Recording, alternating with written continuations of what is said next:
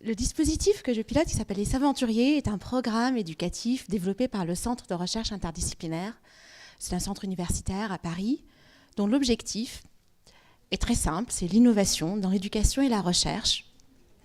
Grâce à la recherche, des tapis de jeu de la maternelle, jusqu'au banc de l'université, jusqu'au laboratoire de plainte. Et là, vous voyez, ce sont des élèves de CM1, CM2, dans une école à Paris, classée en REP, dont une bonne partie sont des enfants avec des déficiences auditives, etc. L'idée, c'était de les mettre dans une posture de recherche. Parce que comme je vous disais, on fait de l'éducation par la recherche. Et oui, nos élèves ont le droit de se questionner, de faire des expériences, disciplinaires ou non, interdisciplinaires. Et parce que nous partons d'un constat, très bien formulé par Claude Lévi-Strauss, donc je vais juste le citer, qui dit un véritable chercheur, on le reconnaît non pas à ses réponses, mais à ses questions. Et une bonne question scientifique, ce n'est pas une première question naïve qui vient de l'enfant. C'est une question construite, c'est un chemin intellectuel. Et le fait de savoir construire des questions scientifiques aide à résoudre cette tension qu'il y a entre le désir naturel d'apprendre et les constructions culturelles. C'est le lieu de l'école, c'est le lieu de cette tension. Et grâce à ce paradigme de la recherche, on arrive assez à le résoudre. L'idée derrière ça, c'est bien sûr ne pas transformer les enfants tous en des chercheurs professionnels et certainement pas présupposer qu'ils ont toutes les connaissances conceptuelles, les réseaux de savoir qu'il y a derrière le travail d'un chercheur. Nous prenons la figure du chercheur comme un paradigme du citoyen du XXIe siècle, qui sait que c'est un cheminement entre la pensée individuelle, l'intelligence collective qui aide la société à produire des chefs-d'œuvre.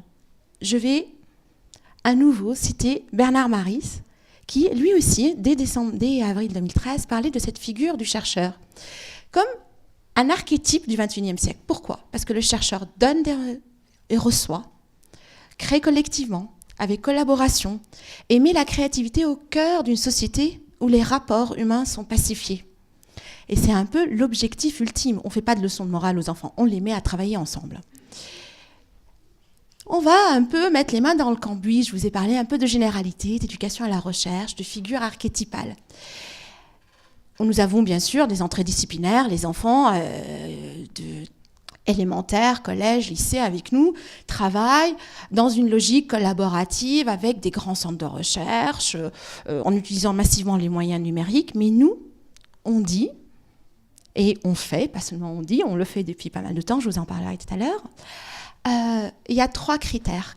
Une classe, c'est un dispositif. Et pour qu'on sache, une classe, un groupe de travail, un atelier, il y a 3 critères pour qu'on sache s'il y a un véritable impact sur les apprentissages. On examine le choix du moindre crayon, de n'importe quel terminal mobile numérique, de n'importe quelle collaboration, disposition du mobilier scolaire, tout ce que vous voulez. La notation, l'évaluation, vous en parliez tout à l'heure, on s'en fiche des notes sur 20 avec des smileys. C'est quelle est la valeur d'usage ? Et cette valeur d'usage, on l'examine selon 3 critères. Un critère pragmatique, et il ne faut pas le sous-estimer. Quel tapis je mets la table où ? Le crayon où ? Quand est-ce que j'utilise la gomme ? Enfin, tout ça, c'est des outils. Un critère pédagogique. Quel scénario pédagogique je déroule en tant qu'adulte médiateur pour les élèves ? Et le 3e, cognitif.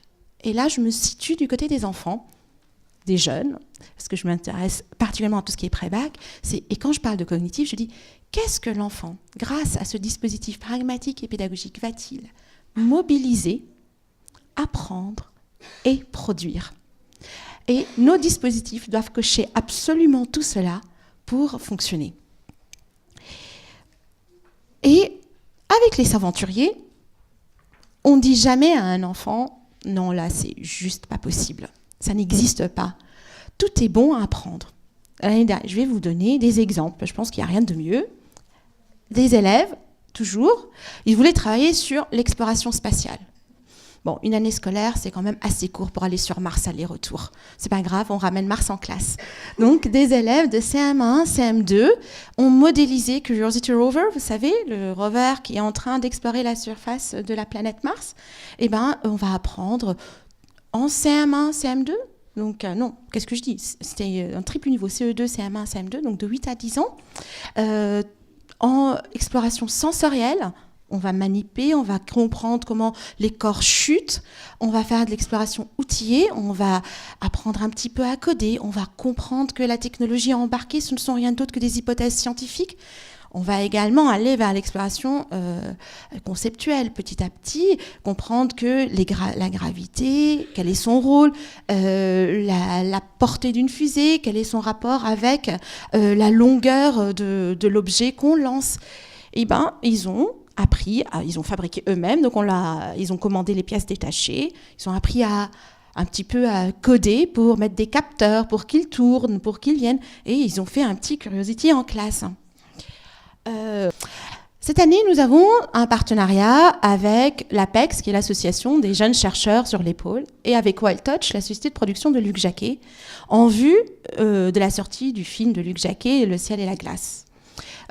Qui porte sur l'épaule et le réchauffement climatique. Eh ben, on veut travailler, c'est COP21, on veut que nos élèves aient des arguments rationnels, scientifiques par rapport au climato-scepticisme, par rapport à cet enjeu énorme, qu'est-ce que c'est le GIEC, qu'à cela ne tienne, ils vont travailler avec des chercheurs polaires. Aujourd'hui, nous avons des centaines et des centaines d'enfants tout à travers de la France qui travaillent directement avec des chercheurs qui sont installés sur les pôles, avec lesquels ils échangent, qui leur ramènent des carottages glaciaires en classe pour les étudier. Ils fabriquent des stations météo pour comparer leurs relevés locaux au bord de la Garonne par rapport à ceux qui sont en terre d'Adélie.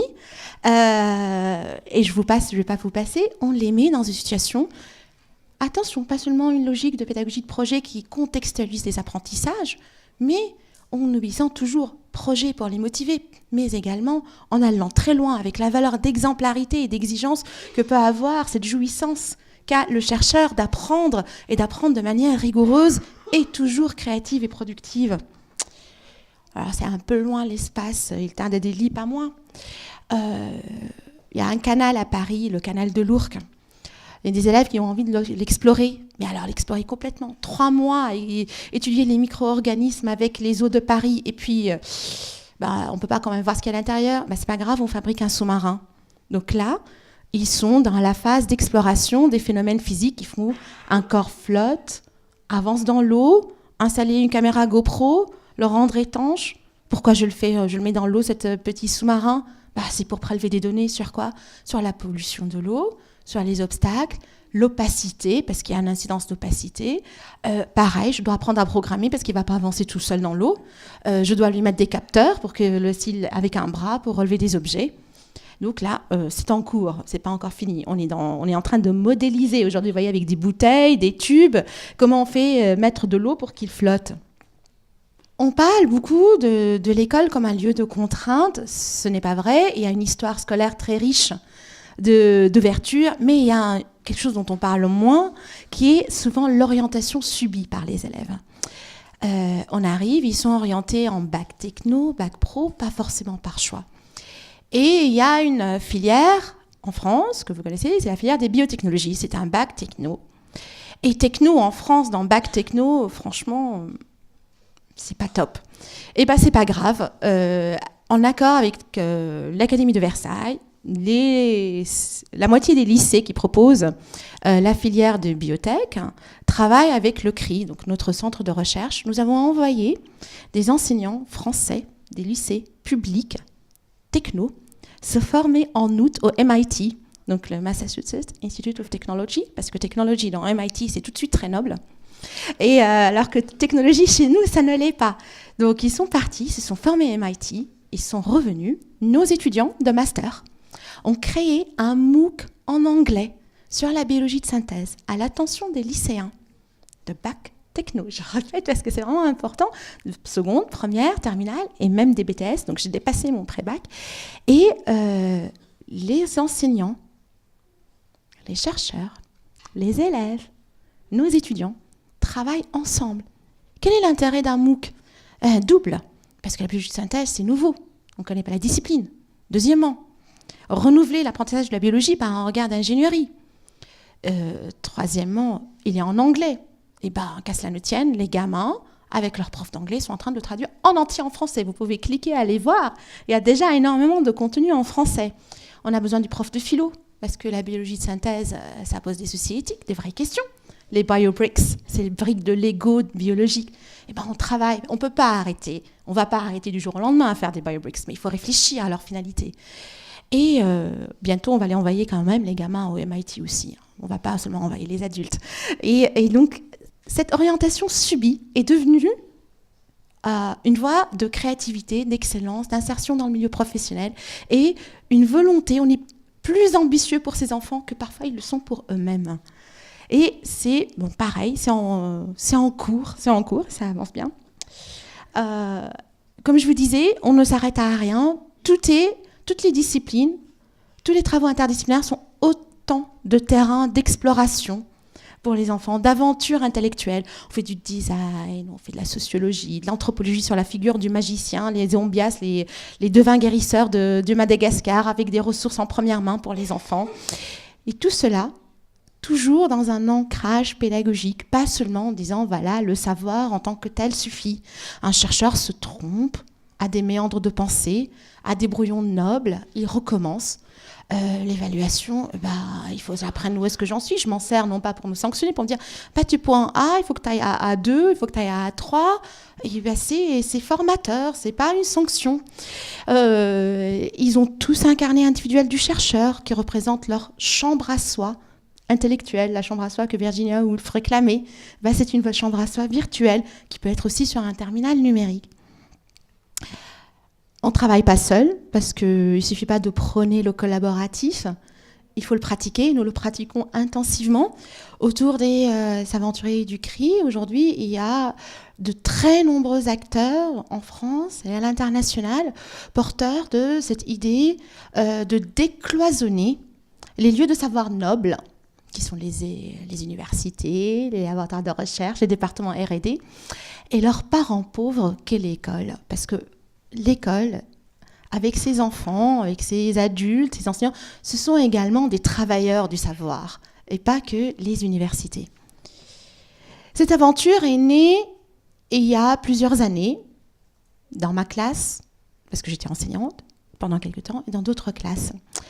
Aujourd'hui, elle touche, je sais, je n'ai pas compté, mais c'est des milliers et des milliers d'enfants en France, à l'international, des milliers d'adultes, parce que je vous ai parlé des enfants, mais on travaille énormément avec les enseignants, avec les chercheurs, pour essayer de comprendre comment on peut travailler ensemble pour qu'un apprentissage soit épanouissant, soit dans la logique d'empowerment pour tout le monde. Et pour finir, et laisser le temps à la parole, je conclue toujours avec un de mes élèves qui a résumé à lui tout seul, avec ses mots d'enfant, notre ambition qui est de mettre l'enseignant, l'élève et l'école au cœur de la dynamique des savoirs. Ça, c'est le langage d'adulte. Mais lui, il le dit magnifiquement bien. Parce que mes élèves, à un moment, ils étaient très sûrs de devenir des chercheurs, n'est-ce pas? Ils ont fait plein de choses, il n'y a pas de souci. Donc, ils ont fait des conseils de chercheurs pour que la communauté des chercheurs adultes et des chercheurs en devenir puissent s'en inspirer. Et à propos de son carnet du chercheur, de cette chambre à soi où on peut mettre ses idées, ses pensées, regardez ce que Gabriel a dit. Dans ton carnet du chercheur, note tes observations, tes hypothèses, tes idées, tes envies et tes désirs pour ne plus les oublier. C'est un enfant de 9 ans, famille non francophone, ZEP éclair, donc tout ce qu'il y a de pire. Et pour moi, cet enfant, voilà, merci beaucoup Gabriel, j'ai fini.